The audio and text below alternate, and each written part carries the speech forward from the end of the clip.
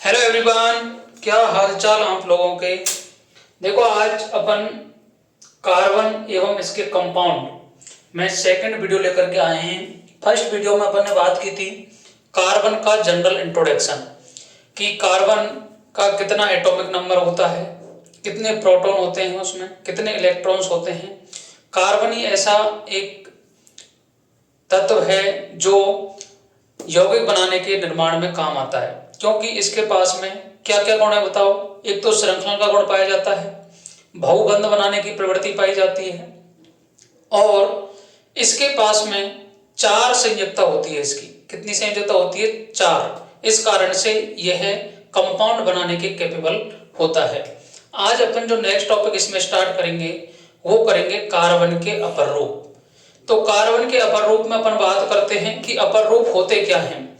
तो अपर रूप होते हैं जिनके भौतिक गुणधर्म तो अलग अलग होते हैं लेकिन रासायनिक गुणधर्म एक जैसे हों, उसे ही क्या कहते हैं? अपर रूप। अपर रूप का मतलब होता है एक से ज्यादा रूप, अर्थात जैसे कार्बन है तो कार्बन एक ही एलिमेंट है लेकिन उसके अलग अलग रूप मिलेंगे तो उसे बोलेंगे अपर रूप। अब कार्बन का एटॉमिक नंबर चेंज नहीं हुआ, कार्बन चेंज नहीं हुआ, तो रासायनिक गुणधर्म कभी भी चेंज नहीं होंगे। जब तत्व चेंज होगा तभी जाकर के रासायनिक गुणों में परिवर्तन देखने को मिलता है, लेकिन भौतिक गुणधर्म चेंज हो सकते हैं तो उसे ही बोलते हैं अपर रूप। आई बात समझ में? तो लिख लेंगे अपन अपर रूप। अपर रूप की डेफिनेशन क्या है? तो लिखेंगे अपर रूप।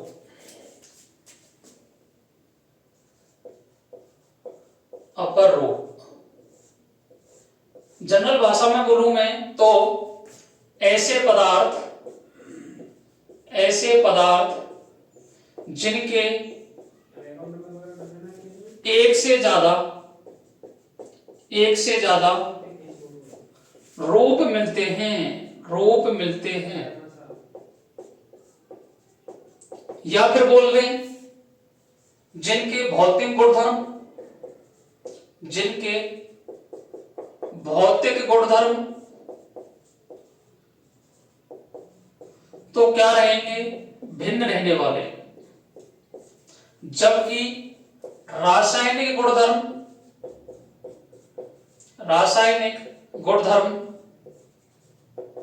समान होते हैं। इनको क्या कहेंगे? अपर रूप कहलाते हैं।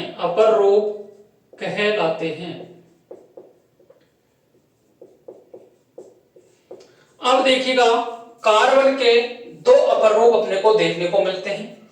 एक तो होते हैं क्रिस्टलीय और एक होते हैं अक्रिस्टलीय। तो लिखेंगे कार्बन के कितने अपर रूप हैं? 2 अपर रूप है। एक तो है क्रिस्टलीय अपर रूप, दूसरे होते हैं अक्रिस्टलीय अपर रूप।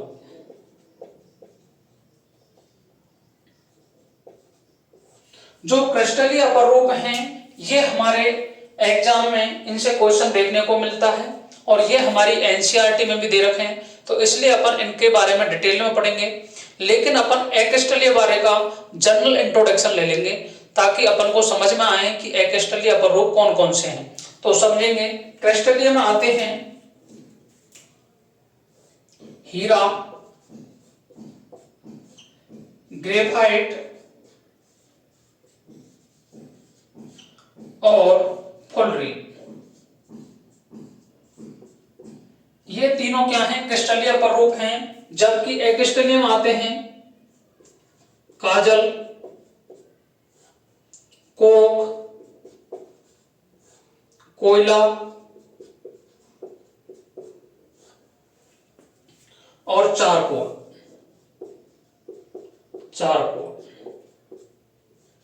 ठीक है, अपन को इसमें से पढ़ना है कोयला। कोयला के कितने पार्ट है बताओ? कोयला 4 प्रकार का मिलता है। एक मिलता है एंथ्रेसाइट, लिग्नाइट, बिटुमिनस और एक मिलता है पीट। सबसे ज्यादा क्वालिटी का होता है एंथ्रेसाइट और लो क्वालिटी का होता है पीट, ये लो क्वालिटी का होता है। आई बात समझ में? अपने को समझना है, ये वेरी वेरी इंपॉर्टेंट है, ये अपन को पढ़ने हैं। इनको अपन आगे पढ़ेंगे, जब पेट्रोलियम पदार्थ वगैरह पढ़ेंगे तब इनको मैं आपको आगे समझाने वाला हूं। तो देखिएगा कि कार्बन के अपर रूप का मतलब क्या हो गया, एक से ज्यादा रूप मिलते हैं जिनके भौतिक गुणधर्म तो अलग अलग होते हैं, जबकि रासायनिक गुणधर्म यदि समान होते हैं उनको अपर रूप कहा जाता है। इन सभी में देखो कार्बन मिलेगा आपको, इनमें भी कार्बन ही मिलने वाला है, लेकिन इनके रासायनिक गुणधर्म चेंज नहीं होंगे। क्या चेंज होंगे? भौतिक गुणधर्म ही चेंज होंगे। तो देखिएगा क्रिस्टलीय में कौन कौन है बोलो, हीरा, ग्रेफाइट, फुलरीन, जबकि एक्रिस्टलीय में कौन कौन है, काजल, कोक, कोयला और चारकोल। ये अपन के आपको समझ में आना चाहिए अपर रूप। अब मैं सबसे पहले बात करूंगा हीरा की। किसकी बात करेंगे? सबसे पहला जो अपर रूप है वो है हीरा। तो हीरा के लिए लिखेंगे अपन, देखो हीरा होता है, यह सबसे शुद्धतम अपर रूप है कार्बन का। क्या है? शुद्धतम अपर रूप। इसलिए अपन अच्छे इंसानों के लिए भी हीरा शब्द का प्रयोग करते हैं कि ये इंसान तो हीरा है, अर्थात सबसे शुद्धतम रूप है ये और सबसे कठोर पदार्थ है ये। जो हीरे का हीरा जो अपर रूप है ये सबसे कठोर है, शुद्धतम रूप है, विद्युत का कुचालक है, अर्थात इसमें अपन विद्युत प्रवाहित करते हैं तो इसमें विद्युत का चालन नहीं होता है। इसका जो गलनांक है वो 3843 केल्विन होता है, अर्थात बहुत ज्यादा टेम्परेचर आप दोगे तब जाकर के ये क्या होगा, मेल्ट होगा। इसके बाद में कार्बन में जो हीरा है इसकी जो स्ट्रक्चर है वो होती है चतुष्फलकीय, और चतुष्फलकीय होती है इसलिए इसमें जो प्रत्येक कार्बन है वह sp3 हाइब्रिडाइज होता है, अर्थात इसमें संकरण क्या होगा, sp3। और sp3 जब संकरण होता है तो वहां 109 डिग्री 28 मिनट का कोण होता है, इसलिए इसकी स्ट्रक्चर कैसी हो गई, चतुष्फलकीय स्ट्रक्चर हो गई। इसके बाद में यदि मैं बात करूं कि यह सबसे कठोरतम है, तो जो दूसरा कठोरतम पदार्थ है वो है सिलिकॉन कार्बाइड, जिसका दूसरा नाम है कार्बोरंडम। क्या नाम है? कार्बोरंडम। इसके बाद में जो हीरा है इसकी जो बॉन्ड लेंथ है, क्योंकि इसमें सिंगल बॉन्ड है, तो 1.54 एंगस्ट्रॉन अर्थात 1.54 एंगस्ट्रॉन इनकी क्या होती है, बंद लंबाई होती है। इन बातों को अपन लिख लेंगे, इनमें से ही आपको पेपर में एक ना एक कॉन्सेप्ट देखने को मिल जाएगा। तो लिखेंगे हीरा में, हीरा कार्बन का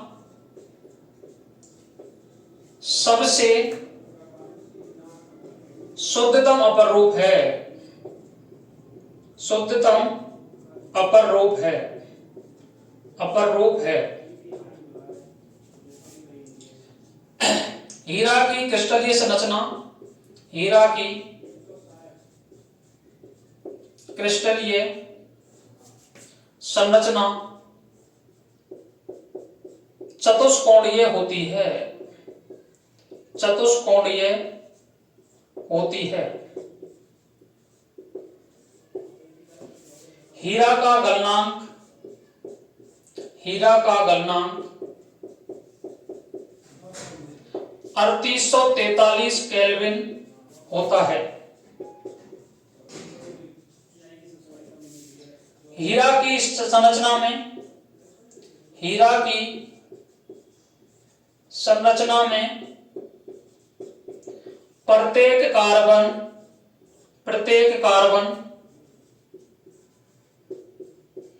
sp3 संकृत होता है, sp3 संकृत होता है। sp3 संकृत है तो इसकी जो ज्यामिति होती है, ज्यामिति चतुष्फलकीय होती है, चतुष्फलकीय, चतुष्फलकीय होती है।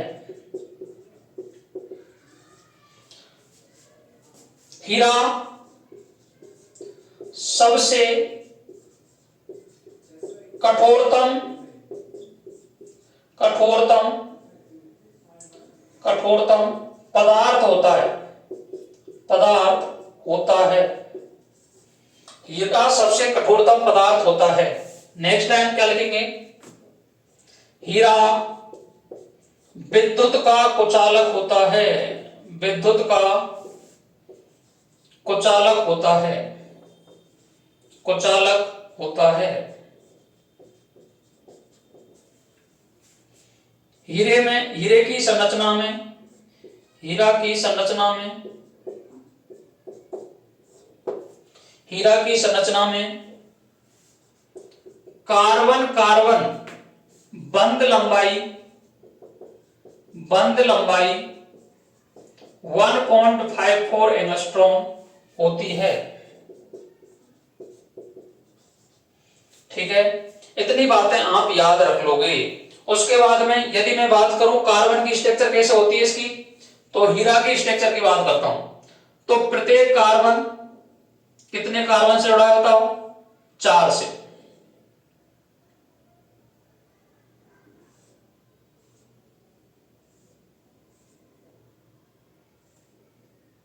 ये स्ट्रक्चर होगी इसकी। इसके बाद में यदि इनकी बात करूं तो फिर भी यही ऐसे तरीके से जुड़े हुए हैं, ये भी इस तरीके से जुड़े हुए हैं, ये भी इस तरीके से जुड़े हुए हैं, ये भी इस तरीके से ही जुड़े हुए हैं। तो प्रत्येक कार्बन sp3 है। देखो प्रत्येक कार्बन sp3 है। इसमें देखोगे आप तो कार्बन का संकरण निकालने का देखो एक अलग से वीडियो डाला हुआ है, लेकिन आप याद रख लें संकरण क्या होता है।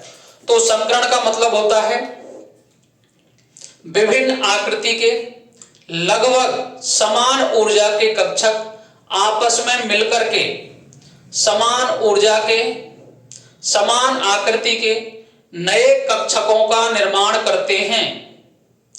इनसे जो बने हुए कक्षक होते हैं उनको संकृत कक्षक कहा जाता है, जबकि जो ये प्रक्रिया कंप्लीट हो रही है इसे बोला जाता है संकरण। क्या बोला जाता है जी? संकरण। संकरण को निकालने के लिए एक स्टेरिक नंबर निकालते हैं n। तो n होता है वो होता है 1/2 इंटू सेंट्रल एटम केंद्रीय परमाणु के संयोजी कोश में उपस्थित इलेक्ट्रॉन प्लस एकल बंध द्वारा जुड़े हुए प्रतिस्थापी प्लस माइनस चार्ज।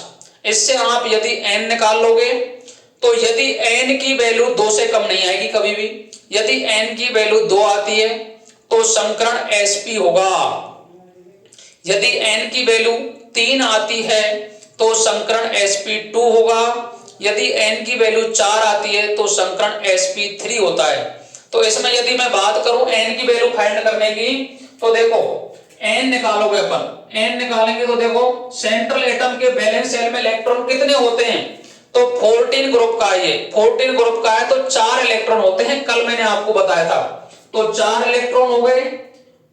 तो पहले तो 1/2 इंटू सेंट्रल एटम में कितने? 4। कितने हैं जी?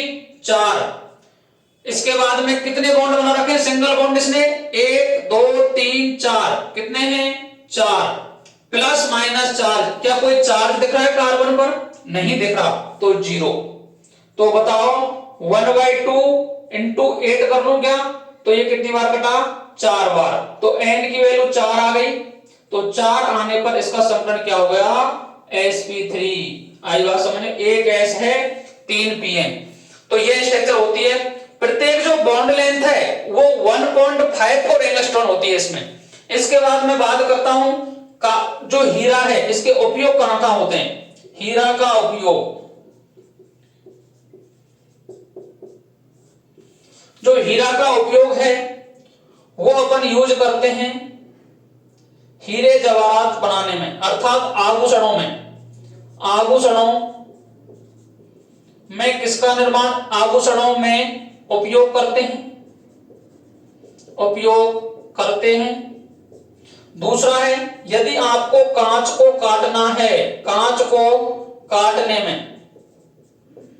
कांच को काटते हैं तो अपन हीरे का प्रयोग करते हैं। इसके बाद में जो फोनोग्राम होता है, फोनोग्राम की सुई बनाने में, किसमें? फोनोग्राम की सुई बनाने में, फोनोग्राम की सुई बनाने में, फोनोग्राम की सुई बनाने में। बोलो किसी को कोई परेशानी, समस्या, दुख हो तो बता दो।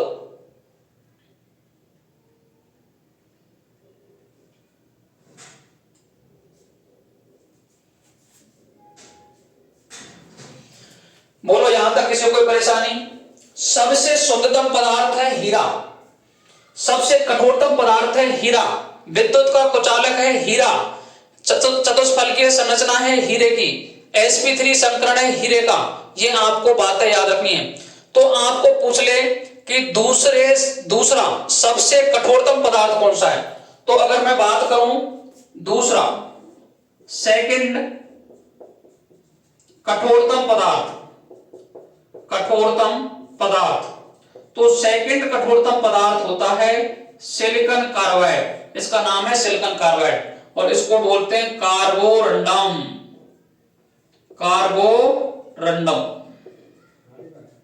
ये इसका क्या हो गया, नाम हो गया। किसी को कोई परेशानी हो तो बता दो। इतना आपको हीरे में आना चाहिए। अब नेक्स्ट मैं बात करता हूं ग्रेफाइट की। किसकी बात करेंगे, ग्रेफाइट।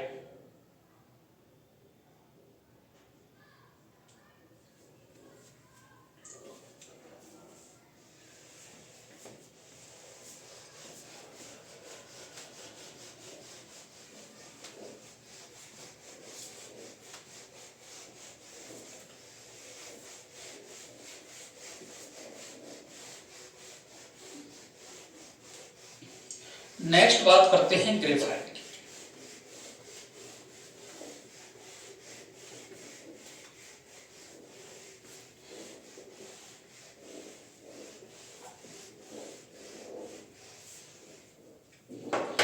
देखो ग्रेफाइट दूसरा क्रिस्टलीय अपर रूप है ग्रेफाइट।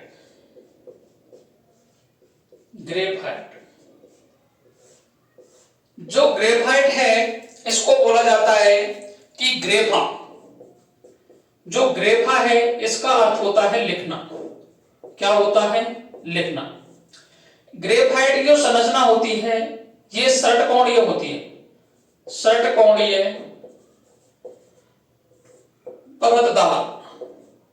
परतदार संरचना मिलती है, इसमें संरचना पाई जाती है। इसमें प्रत्येक कार्बन sp2 संकृत होता है, sp2 संकृत होता है। मुक्त इलेक्ट्रॉन के कारण विद्युत का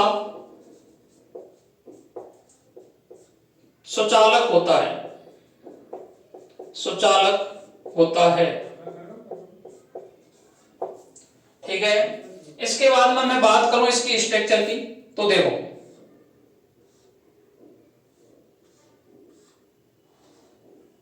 इस तरीके से प्रत्येक कार्बन अपने पास के 3 कार्बनों से जुड़ा हुआ है।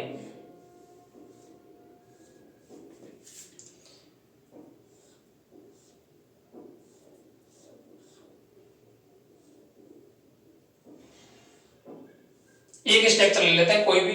ये कार्बन इस तरीके से जुड़ा हुआ है। जैसे ही परत एक दूसरे पर फिसलती है तो इलेक्ट्रॉन के कारण इसमें क्या होता है, विद्युत का चालन हो जाता है। अब देखो प्रत्येक कार्बन है ये अपने पास के 3 कार्बनों से जुड़ा हुआ है। ये जुड़ा हुआ 3 कार्बनों से। एक इलेक्ट्रॉन प्रेजेंट है, इस पर मुक्त इलेक्ट्रॉन प्रेजेंट है। इसके कारण ये क्या करता है, विद्युत का चालन करता है। आई बात समझ में। इसके बाद में आते हैं उपयोग। आपको याद रखना है उपयोग, तो देखिएगा उपयोग। जो ग्रेफाइट का उपयोग करते हैं अपन, जो बच्चे पेंसिल से लिखते हैं, रूल लिखते हैं ना, रूल से, उसमें इसका उपयोग करते हैं। पेंसिल में उपयोग करते हैं क्योंकि ये चिकना होता है, परतदार संरचना है, इसलिए क्या है, चिकना है। दूसरा इसका उपयोग करते हैं जितने भी इलेक्ट्रोलाइटिक सेल है, वैद्युत अपघटनी सेल, वैद्युत अपघटनी सेल में इलेक्ट्रोड बनाने में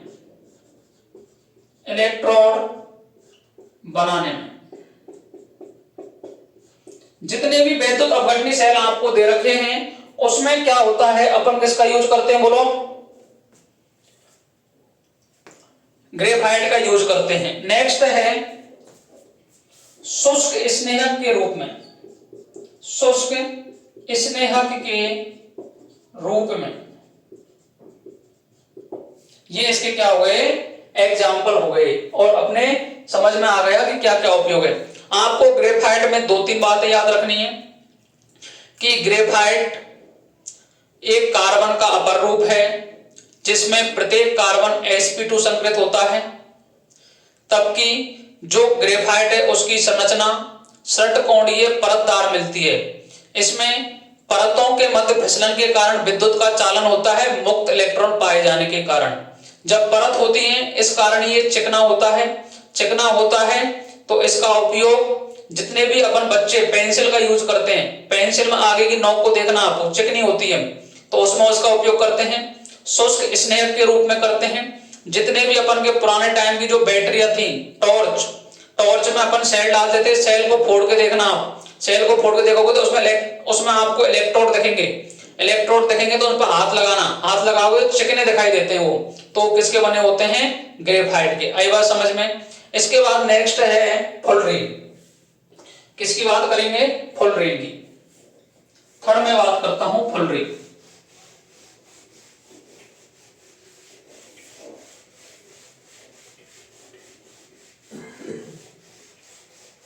थर्ड है फुलरीन।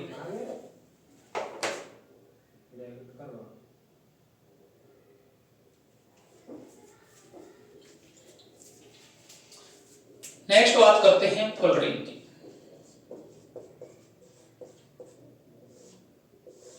फुलरीन भी एक कार्बन का क्रिस्टलीय अपर रूप है जिसकी में यदि कार्बन की संख्या इसमें क्या मिलती है, अत्यधिक पाई जाती है और कार्बन की संख्या यदि 60 हो जाती है, 60 कार्बन 60 को बकमिस्टर फुलरीन नाम के साइंटिस्ट ने देखा था, इसलिए इसको बकमिस्टर फुलरीन भी कहा जाता है।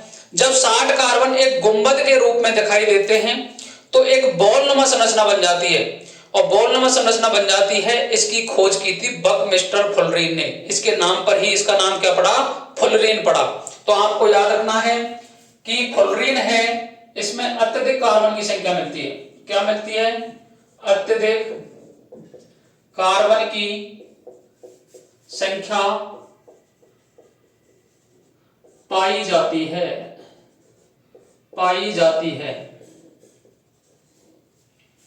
यह विद्युत का कुचालक होता है। फुलरीन क्या होती है, विद्युत की कुचालक होती है। नेक्स्ट, प्रत्येक कार्बन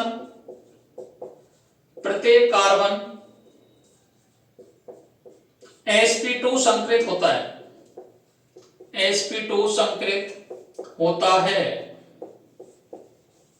नेक्स्ट, C60 जो कार्बन 60 है इसकी खोज की थी बकमिस्टर फुलरीन ने, इसके नाम पर ही इसका नाम फुलरीन पड़ा। ठीक है। इसके बाद में जो C60 है, कार्बन के 60 हैं, इसमें 32 फलक पाए जाते हैं, 32 फलक पाए जाते हैं, जिनमें से जो 20 फलक हैं, 20 फलक हैं और एक है 12 फलक। ये क्वेश्चन बन जाता है काफी बार। 20 फलक तो होते हैं षटकोणीय और 12 फलक होते हैं पंचकोणीय। मैं बता दूं षटकोणीय का मतलब इस तरीके से स्ट्रक्चर मिलेगी आपको। ये षटकोणीय, 1 कार्बन, 2 कार्बन, 3 कार्बन, 4, 5, 6।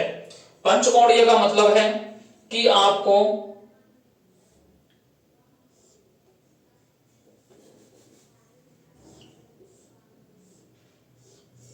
इस तरीके से 1, 2, 3, 4 5 कार्बन मिलेंगे। आई बात समझ में। इसके बाद अपन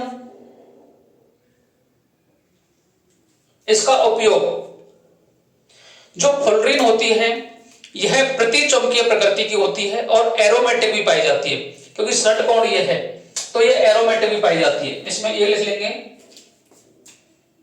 फ्लोरीन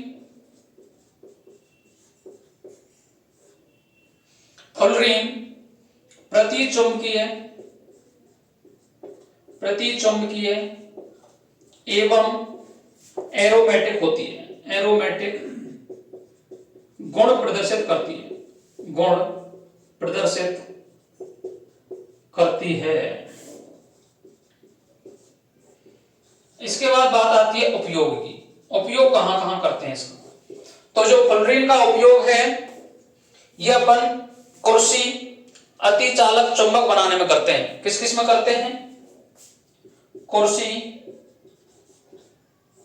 कुर्सी में करते हैं और अतिचालक चुंबक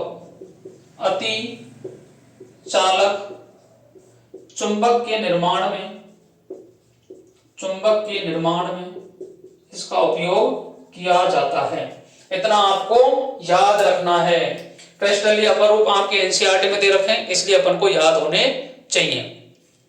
अब देखिएगा नेक्स्ट अपन बात करते हैं कि हाइड्रोकार्बन का वर्गीकरण किस तरीके से किया गया।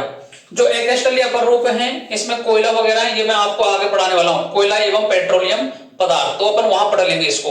अब आज अपन जो नेक्स्ट टॉपिक लेंगे उसमें लेंगे हाइड्रोकार्बन का वर्गीकरण, जो अपन को आना चाहिए। तो समझिएगा आगे हाइड्रोकार्बन का वर्गीकरण।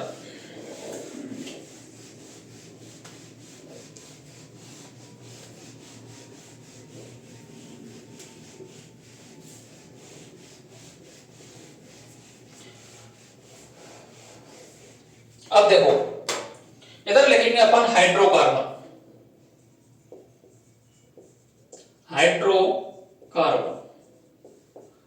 वेरी वेरी इंपॉर्टेंट है, समझ में आना चाहिए। हाइड्रोकार्बन का वर्गीकरण अपन को करना है, लिखेंगे वर्गीकरण। तो हाइड्रोकार्बन दो प्रकार के होते हैं, एक होते हैं एसाइक्लिक, अचक्रीय हाइड्रोकार्बन।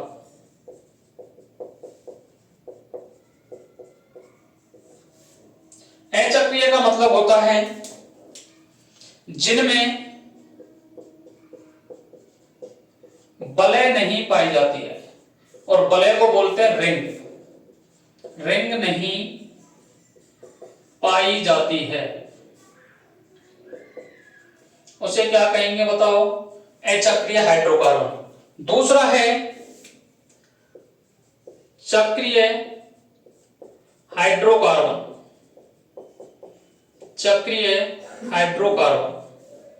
चक्रीय हाइड्रोकार्बन किन्हें कहते हैं बताओ? जिनमें वलय पाई जाती है। चक्रीय को बोलते हैं साइक्लिक और इसको बोलते हैं एसाइक्लिक। ठीक है।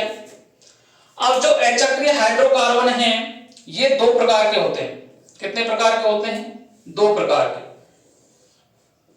एक होते हैं संतृप्त हाइड्रोकार्बन,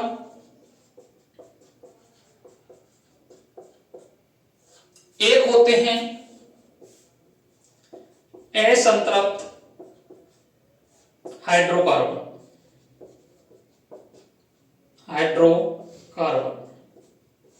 इसे बोलते हैं सैचुरेटेड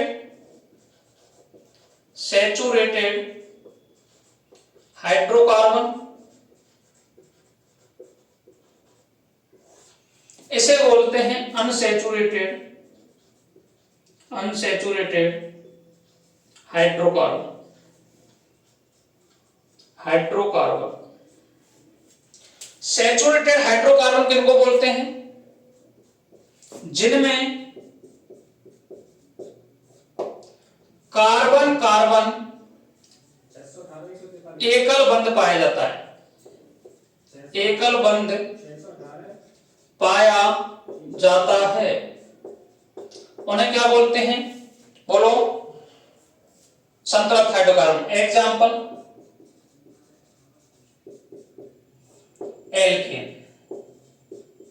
क्या आते हैं इसमें? एल्केन। आई बात समझ में? अनसैचुरेटेड का मतलब क्या है बताओ? जिनमें कार्बन कार्बन कार्बन कार्बन द्विबंध या त्रिबंध पाया जाता है उन्हें क्या बोलते हैं? असंतृप्त हाइड्रोकार्बन बोलते हैं। इसके एग्जाम्पल हैं एल्कीन और एल्काइन। एल्काइन क्या है? एल्कीन और एल्काइन। इसके बाद में मैं बात करता हूं चक्रीय हाइड्रोकार्बन। चक्रीय हाइड्रोकार्बन दो प्रकार के होते हैं। एक तो होते हैं एलिसाइक्लिक, एलिसाइक्लिक, और एक होते हैं एरोमेटिक, एरोमेटिक हाइड्रोकार्बन, हाइड्रोकार्बन, और ये भी हाइड्रोकार्बन।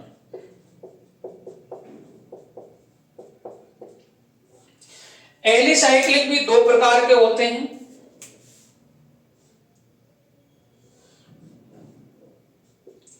समचक्रीय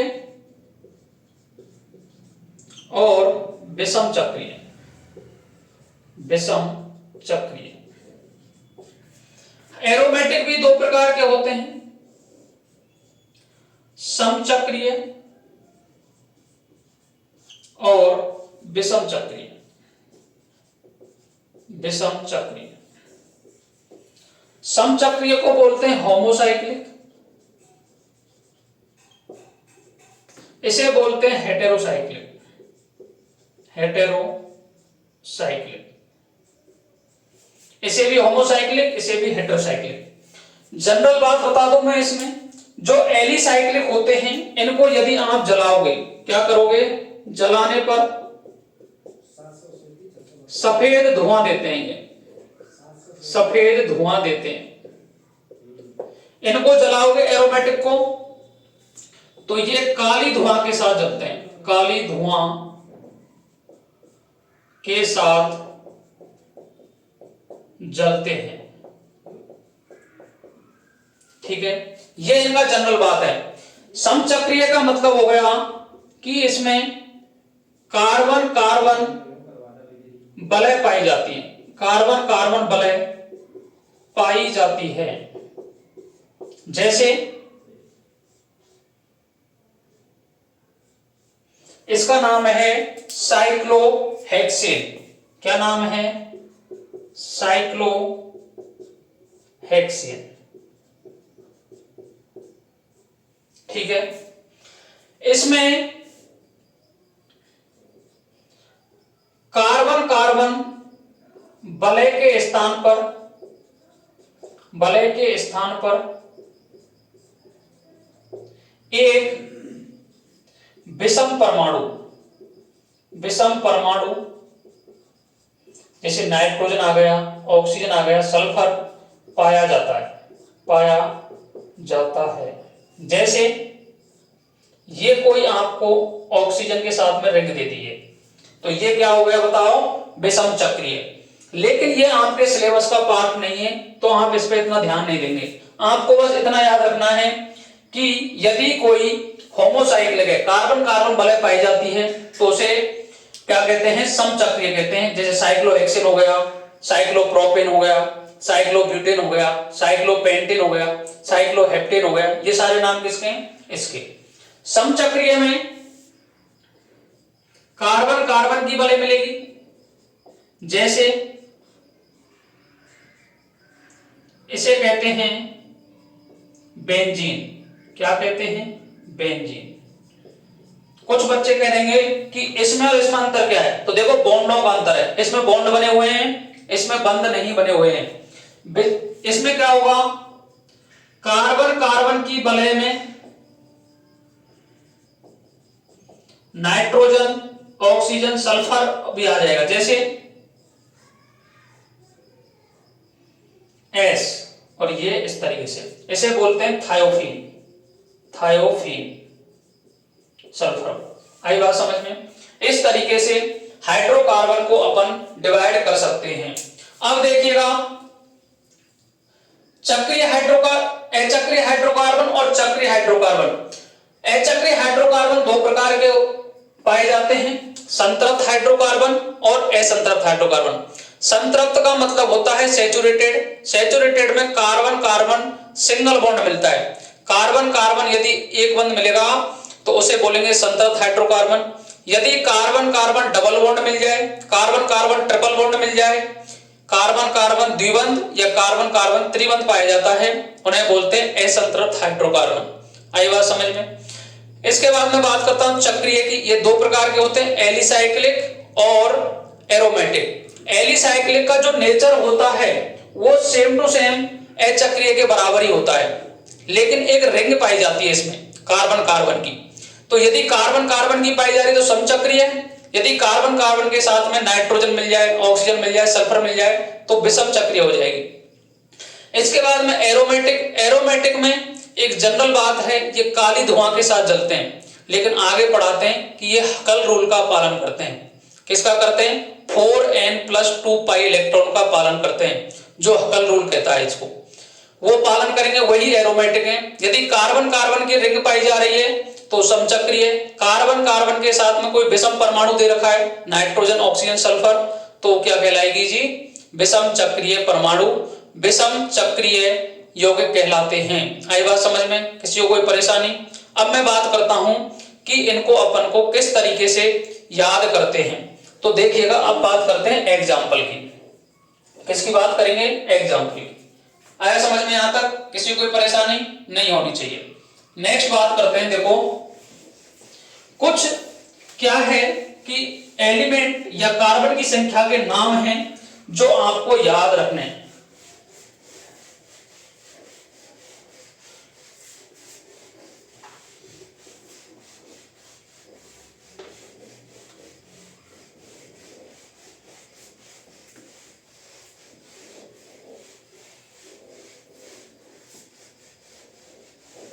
देखिएगा, इधर लिखता हूं मैं एल्केन। एल्केन क्या है, संतृप्त हाइड्रोकार्बन है। इधर लिखता हूं मैं एल्कीन, इधर लिखता हूं मैं एल्काइन।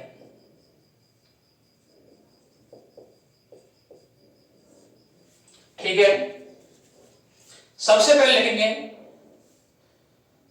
कार्बन कार्बन के मध्य,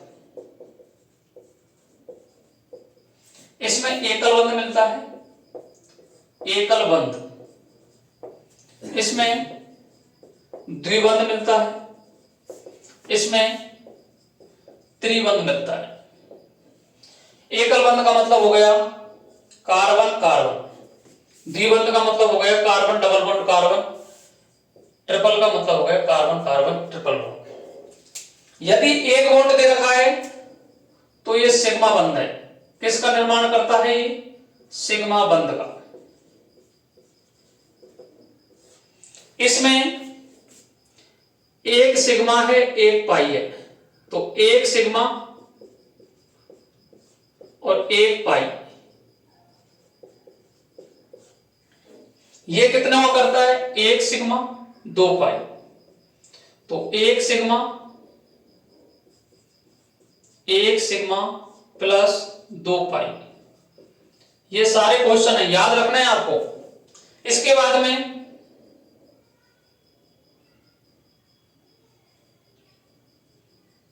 अनुलग्न, अनुलग्न को बोलते हैं सफिक्स। यदि सिंगल सिंगल बॉन्ड दे रखा है तो क्या अनुलग्न लगाओगे आप, तो इसके लिए लगाते हैं एन। क्या लगाते हैं, एन। इसके लिए लगाते हैं ईन, और इसके लिए लगाते हैं आयन।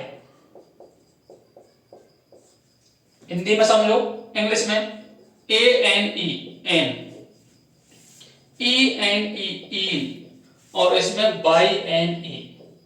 इंग्लिश में भी पेपर आएगा साथ के साथ में, इंग्लिश वाले देख लें अगर कंफ्यूजन हो हिंदी में तो, ठीक है। फिर बात करते हैं सामान्य सूत्र की। सामान्य सूत्र इसका होता है CnH2n प्लस 2, जहां n बराबर 1 2 3 4 एंड सो, कितने भी हो सकते हैं। यहां जो जनरल फॉर्मूला है सामान्य सूत्र वो है CnH2n, n बराबर 1 2 3 4 एंड सो। इसका है CnH2n माइनस 2, इसमें n बराबर 1 2 3 एंड सो। एग्जाम्पल की बात कर लेते हैं।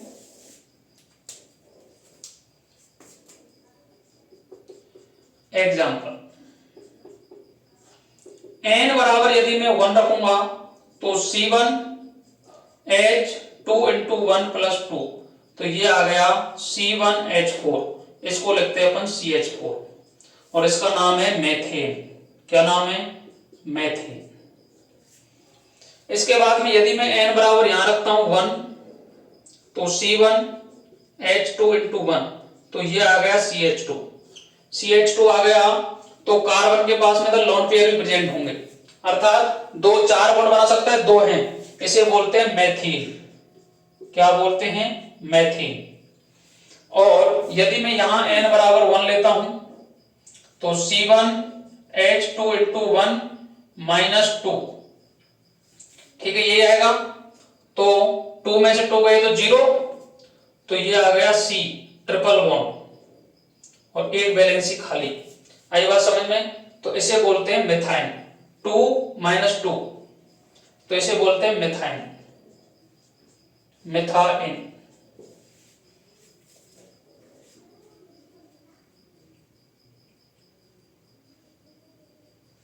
H0, क्योंकि एक ना कहीं से बॉन्ड बनाएगा ये साथ में, ठीक है। लेकिन ये क्या है, पाए नहीं जाते हैं।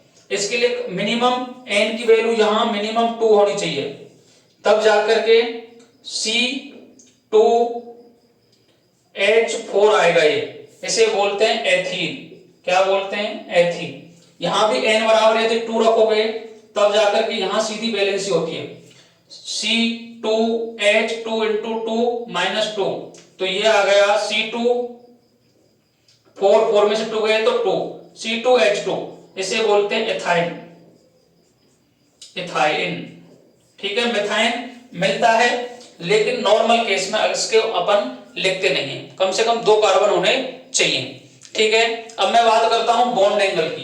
किसकी बात करता हूं? बंद कोण की। क्या याद करेंगे इसमें? बंद कोण। तो बंद कोण से पहले समकरण देख लेते हैं। समकरण कोई डाटा है याद रखने, उसके बाद में बंद लंबाई, बंद लंबाई याद कर लो। समकरण यदि सिंगल बॉन्ड है तो समकरण sp3 मिलेगा आपको। क्या मिलेगा? sp3। डबल बॉन्ड है तो sp2, ट्रिपल बॉन्ड है तो sp। इसके बाद में बंद कोण, यहां 10 डिग्री 28 मिनट, 109 28 मिनट का, यहां 120 का मिलेगा बॉन्ड एंगल, और यहां 180 का मिलेगा, ये याद रखना है। यहां बंद लंबाई की बात करूं तो ये 1.54 के करीब आती है एंगस्ट्रॉम में, ये 1.34 एंगस्ट्रॉम के करीब आती है, और ये 1.20 एंगस्ट्रॉम के करीब आती है। अर्थात याद रखना है कि सिंगल बॉन्ड में बंद लंबाई सबसे ज्यादा मिलती है, डबल बॉन्ड में उससे कम मिलती है, ट्रिपल बॉन्ड में सबसे कम बंद लंबाई पाई जाती है। इतना डाटा आपको याद होना चाहिए। किसी को कोई परेशानी यहां तक? बोलो। कार्बन कार्बन एकल बंध होगा तो एल्केन, द्विबंध होगा तो एल्कीन, और त्रिबंध होगा तो एल्काइन। एक सिग्मा बनता है इसमें, एक सिग्मा 1 पाई बनता है, एक सिग्मा और 2 पाई बनते हैं। इसका अलग एन है, इसका इन है, इसका आयन है। सामान्य सूत्र CnH2n प्लस 2 है, CnH2n है, CnH2n माइनस 2 है। समकरण एल्केन में sp3, एल्कीन में sp2, एल्काइन में sp। बंद बॉन्ड एल्केन में 109 डिग्री 28 मिनट 120 180। बंध लंबाई 1.54 एंगस्ट्रॉम 1.34 एंगस्ट्रॉम 1.20 एंगस्ट्रॉम। ये आपको आना चाहिए। बोलो किसी कोई परेशानी? नेक्स्ट बात करते हैं कुछ कार्बन के नाम वगैरह, किसको क्या बोला जाता है।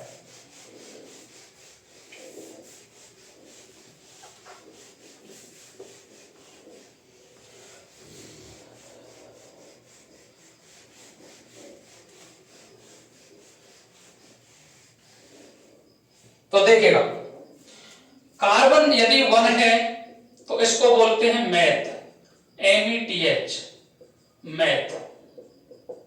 कार्बन की संख्या 2 है तो इसे बोलते हैं ETH, एथ।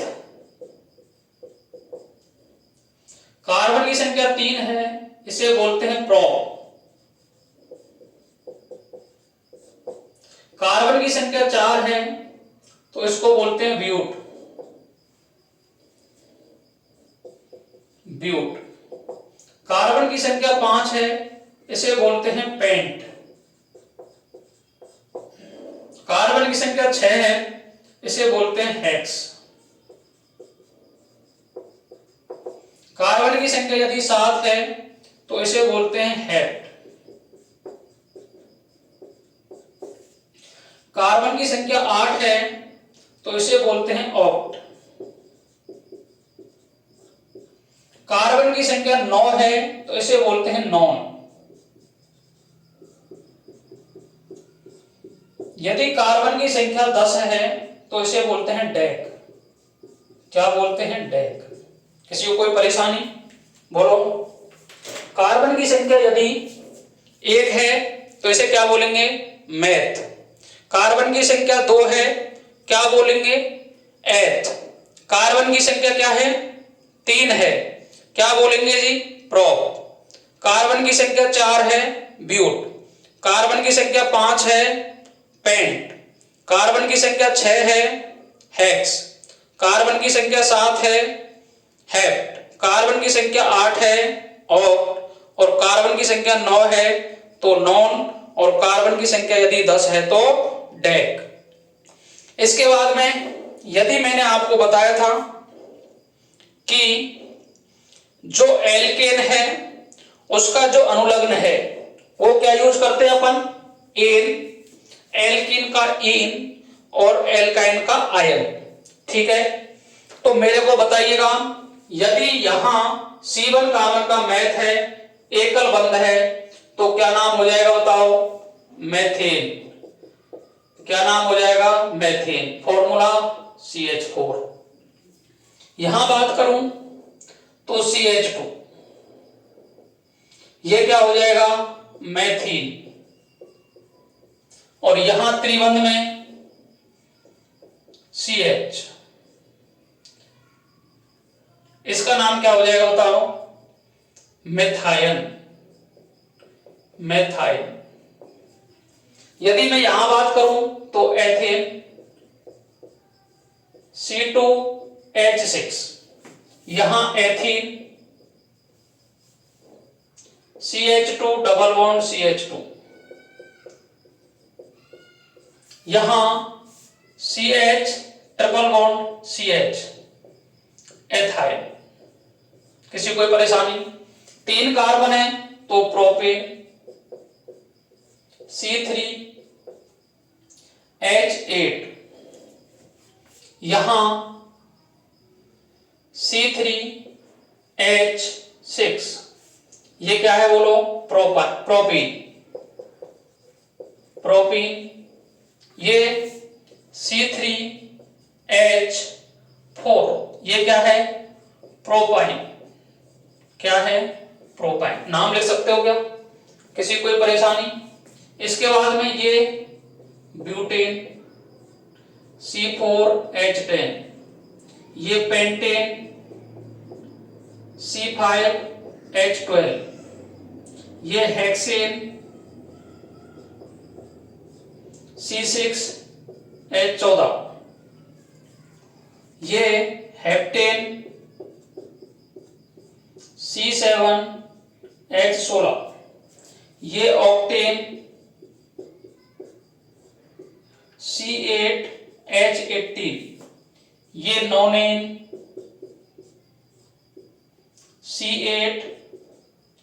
C9H20, ये डेकेन C10H22, 10 दूना 20 और 2, क्योंकि सामान्य सूत्र क्या बताओ, CnH2n+2, ये क्या बोलो, इसका क्या है CnH2n, इसका क्या है CnH2n-2, ठीक है। ये देखो इसकी वजह से C आना चाहिए, बैलेंस ही खाली है, तो एक हाइड्रोजन जोड़ देंगे इस पे, ठीक है, ये बात समझ में। अब इनके नाम आप लिख सकते हो क्या, ये ब्यूटीन, पेंटीन, हेक्सीन, हेप्टीन, ऑक्टीन, नोनीन, डेकीन, ये ब्यूटाइन, पेंटाइन, हेक्साइन, हेप्टाइन, ऑक्टाइन, नोनाइन और डेकाइन। आई बात समझ में, किसी को कोई परेशानी। इसके बाद बात करते हैं अपन साइक्लिक कंपाउंड की। किसकी बात करेंगे, साइक्लिक कंपाउंड की, जिनके नाम अपने को आने चाहिए। अब देखो ये याद होने चाहिए आपको, कार्बन 1 को क्या बोलते हैं, मेथ, 2 को एथ, 3 को प्रोप, 4 को ब्यूट, 5 को पेंट, 6 को हेक्स, 7 को हेप, 8 को ऑक्ट, 9 को नॉन और 10 को डेड। अब करते हैं अपन चक्रीय यौगिकों की। चक्रीय यौगिक, चक्रीय यौगिकों में सबसे पहले बात करेंगे एलिसाइक्लिक की।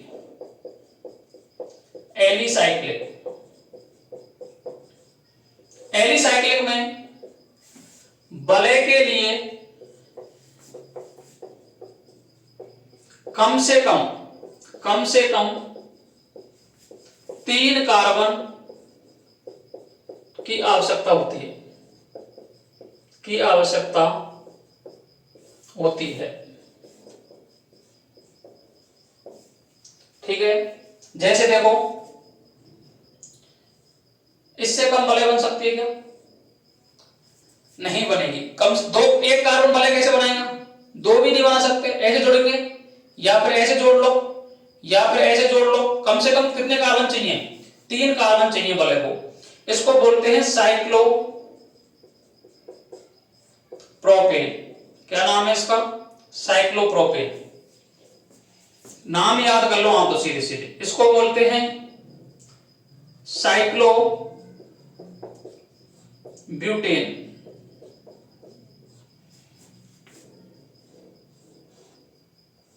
इसको बोलते हैं साइक्लोपेंटेन। 5 कार्बन है तो साइक्लोपेंटेन। इसके बाद में साइक्लोहेक्सेन। देखो इसमें 3 कार्बन है, 1 2 3, इसमें 4 है, 1 2 3 4, इसमें 5 है, 1 2 3 4 5, इसमें 6 है, 1 2 3 4 5 6। आई बात समझ में। इसके बाद में यदि डबल बॉन्ड मिल जाए तो, अब देखो इसमें ट्रिपल बॉन्ड नहीं मिलेगा कहीं भी आपको। ट्रिपल बॉन्ड मिलते ही क्या है, बैलेंस ही गड़बड़ा जाएगी। तो इनका आप देखो, ये सभी का जो सूत्र होता है ये किसकी तरह होता है बताओ, एल्कीन की तरह होता है। क्योंकि देखो अगर मैं इसको ओपन करूं तो कार्बन कार्बन और कार्बन, यही है क्या, कार्बन जुड़े हुए हैं इस तरीके से, जुड़ रहे हैं क्या, बोलो। कार्बन की कितनी वैलेंसी होती है, 4। तो देखो एक तो ये बना रखा बंद इसने, एक ये बना रखा, 2 खाली है तो 2 हाइड्रोजन है इसके पास में।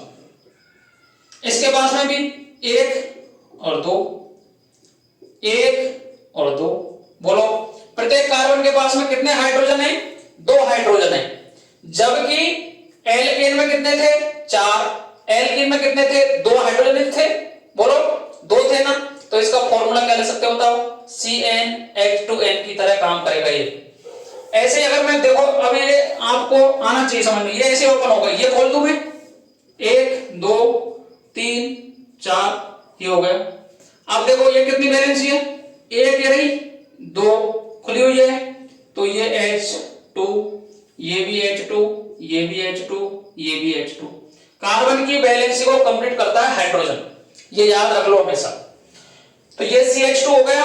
अब देखो दोनों हाइड्रोजन है तो C4 लिखो, C4 2 4 6 8 C4H8। तो ये जनरल फॉर्मूला एक्चुअल है किसका, तो इसका जनरल फॉर्मूला भी लिख सकते हो आप CnH2n। किसी को कोई परेशानी बोलो। यदि आपको दे दे ऐसे, ये लो, इसका नाम क्या है बताओ, साइक्लो एल्कीन। क्या नाम है, साइक्लो एल्कीन। देखो ये सिंगल बॉन्ड वालों के लिए फॉर्मूला यूज होगा, ये डबल बॉन्ड वालों के लिए यूज नहीं होगा। इसको मैं ओपन करके लिख दूं क्या, बोलो। तो देखो C C C C, एक बॉन्ड और है। अब देखो कितनी वैलेंसी है, ये H2 हो गया, ये भी H2 हो गया। अब देखो यहां 1 2 3, एक वैलेंसी खाली है, एक वैलेंसी खाली है, एक। तो देखो अब बताओ कितने हाइड्रोजन है, 1 2 2 4 और 6। तो C4H6, C4H6। अब बताओ ये फॉर्मूला किसका आ गया, एल्काइन का आ गया क्या। यदि आपको डबल बॉन्ड दे रखा है, तो यदि एक भी डबल बॉन्ड दे रखा है, डबल बॉन्ड दे रखा है, तो फॉर्मूला CnH2n -2 काम करेगा क्या, बोलो। डबल बॉन्ड के साथ में क्या ट्रिपल बॉन्ड हो सकता है कि यहां, बोलो। ट्रिपल बॉन्ड हो सकता है कि नीचे, बोलो। ट्रिपल बॉन्ड होगा तो भी हो सकता है, ट्रिपल बॉन्ड होने में क्या परेशानी है, साइक्लोब्यूटाइन हो जाएगा नाम, क्योंकि H हट जाएंगे और बॉन्ड लग जाएगा। फिर वो आपको, फिर ये फॉर्मूला काम नहीं करेगा, ये डबल बॉन्ड में। तो याद रख लो, यदि एसाइक्लिक कंपाउंड है, अचक्रीय है, उसमें यदि एल्केन है, तो एल्केन का फॉर्मूला साइक्लिक में काम नहीं करेगा। यदि कोई आपको एल्कीन वाला फॉर्मूला लगाना है, तो साइक्लिक में क्या होगा बताओ, उसका जो एल्केन वाला पोर्शन है उसके लिए जो साइक्लोब्यूटेन है, तो उसका जनरल फॉर्मूला हो जाएगा CnH2n। यदि कोई साइक्लोब्यूटीन है तो उसका फॉर्मूला होगा CnH2n -2। ये याद रख लोगे, फॉर्मूला आप निकाल सकते हो। इसके बाद में मैं बात करता हूं एरोमेटिक की, जिसमें आपको समझ में आना चाहिए। अब देखो नाम मैंने आपको बता दिया, C1 से C10 के नाम लगाते जाओ। यदि रिंग दे रखी है तो साइक्लो वर्ड यूज कर लो आगे, ठीक है। इसके बाद बात करते हैं एरोमेटिक की।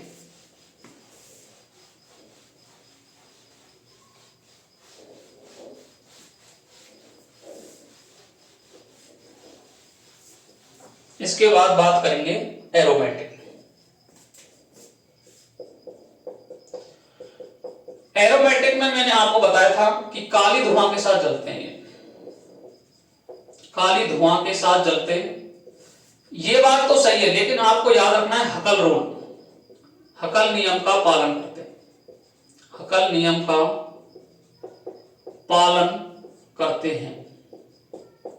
हकल नियम क्या होता है बताओ, 4n+2 पाई इलेक्ट्रॉन।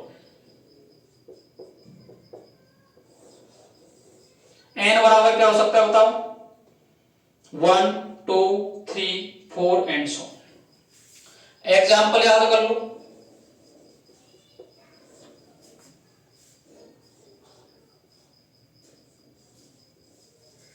ये है बेंजीन। आपके सिलेबस में बस यही दे रखिए। इसके बाद में देखो एंथ्रासीन भी है, फेनोल्फथालीन भी है, और इस तरीके से एग्जाम्पल इसके और भी हो सकते हैं, लेकिन आप इसको ही समझ लो। तो बेंजीन की स्ट्रक्चर में बनाता हूं, carbon carbon carbon carbon carbon और ये कार्बन, ठीक है। एक डबल बॉन्ड है, ये भी डबल बॉन्ड लो, ये डबल बॉन्ड। इस तरीके से ये क्या, इसको मैंने ओपन कर दिया है। अब मेरे को बताओ कार्बन की वैलेंसी कितनी हो गई, 4 हो गई क्या। एक एक हाइड्रोजन लगा दो,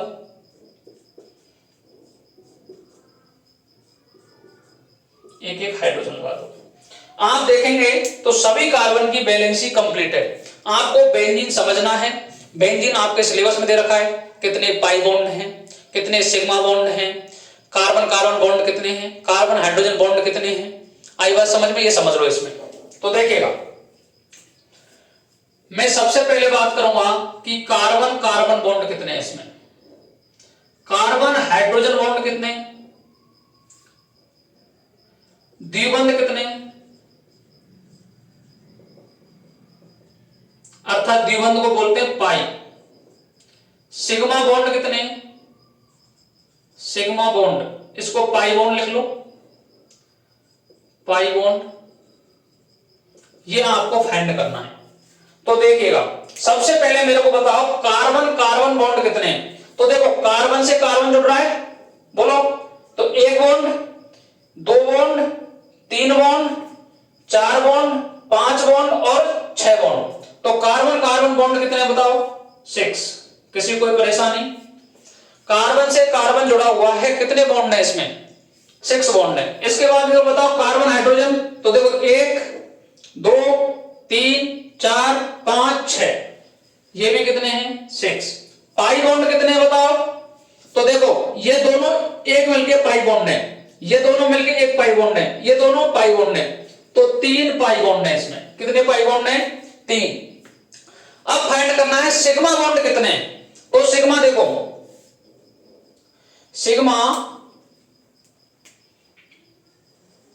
1 2 3 4 5 6, क्या 6 है क्या, नहीं जी, इसमें सिग्मा बॉन्ड और भी है। तो देखो 1 11 7 8 9 10 11 और 1 11 12। सिग्मा को बॉन्ड कितने हैं, 12। आई बात समझ में, किसी कोई परेशानी। बॉन्ड लेंथ कितनी है इसकी, तो बॉन्ड लेंथ है 1.39 एंगस्ट्रॉम। ये डबल बॉन्ड और सिंगल बॉन्ड के बीच की दूरी पाई जाती है। इसका रीजन है, इसमें क्या मिलता है, रेजोनेंस, अनुनाद पाया जाता है। इसकी वजह से इनके बीच में क्या मिलती है, बॉन्ड लेंथ कम पाई जाती है। दोनों के मध्य में मिलती है, सिंगल और डबल बॉन्ड के मध्य में पाई जाती है। किसी को कोई परेशानी यहां तक, बेंजीन समझना है आपको। अब मैंने एक बात की थी 4n+2 पाई इलेक्ट्रॉन, n बराबर रिंग कितनी है बोलो, एक ही है क्या, तो 4 × 1+2 और ये कर दो पाई इलेक्ट्रॉन, तो 6 पाई इलेक्ट्रॉन होने चाहिए इसमें। 6 पाई इलेक्ट्रॉन होंगे तो एरोमेटिक है, नहीं होंगे तो बोलो नॉन एरोमेटिक है। तो समझो एक बॉन्ड में इतने इलेक्ट्रॉन कितने, 2, तो 2 और 2 4 और 2 6, तो है ये। अब मेरे को बताओ क्या यह एरोमेटिक है क्या, बोलो, तो देखो 4n+2 पाई इलेक्ट्रॉन, क्या कोई पाई इलेक्ट्रॉन दिखाई दे रहा है क्या, नहीं दे रहा, तो रिंग तो 1 है, +2 पाई इलेक्ट्रॉन। क्या रिंग में कोई इलेक्ट्रॉन दिखाई दे रहा है, पाई इलेक्ट्रॉन दिखाई दे रहे हैं क्या, बोलो, नहीं दे रहे। तो आपको याद रखना है कि जिसमें पाई इलेक्ट्रॉन कब मिलेंगे, जब पाई बॉन्ड होगा तभी पाई इलेक्ट्रॉन मिलेंगे। ऐसे में कभी भी ये है एरोमेटिक नहीं हो सकता। ये क्या है, एलिसाइक्लिक। आई बात समझ में, किसी को कोई परेशानी समस्या हो तो बताओ। तो आज अपन ने अपर रूप पढ़ लिए कंप्लीट, क्रिस्टलीय अपर रूप। इसके बाद में हाइड्रोकार्बन का वर्गीकरण, उनके एग्जाम्पल, संतृप्त क्या होते हैं, असंतृप्त क्या होते हैं, चक्रीय क्या होते हैं, अचक्रीय क्या होते हैं। इसके बाद में एक बात और याद रख लोगे, जो असंतृप्त हाइड्रोकार्बन्स होते हैं वह जलाने पर अत्यधिक धुआं देते हैं, क्योंकि अनसैचुरेटेड होते हैं वो, और एल्केन कभी भी धुआं के साथ नहीं जलते हैं। ये याद रख लोगे बात। आई बात समझ में। तो यहां तक आज हो जाता है कंप्लीट आपका अपर रूप, हाइड्रोकार्बन का वर्गीकरण। कल मैं बताऊंगा आपको विभिन्न यौगिकों के नामकरण, इनकी रासायनिक अभिक्रियाएं। तो कल का टॉपिक अपना ये रहेगा। आज के लिए यहीं तक। Thank you very much. Radhe Radhe, जय श्री कृष्णा, जय श्री श्याम।